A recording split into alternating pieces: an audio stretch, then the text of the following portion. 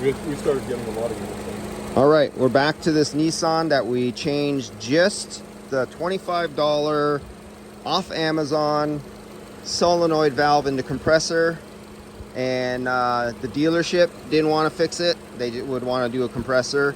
He took it to a private mechanic and he didn't want to diagnose it and didn't do what he said, and the mechanic just refilled it, recharged it, said I charged it wrong and low, and I recovered what he charged and he recharged it wrong and low. And we just replaced that solenoid in the last video just before this one. You see it in my hand, and I was testing it on the tester right here to show you how the actuator was or was not working. I didn't get to show you the original one, and here we are. We're working.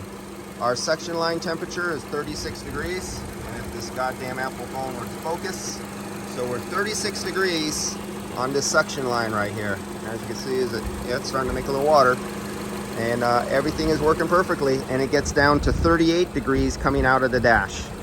So a success story. Instead of buying a compressor, 15 minutes to change the valves.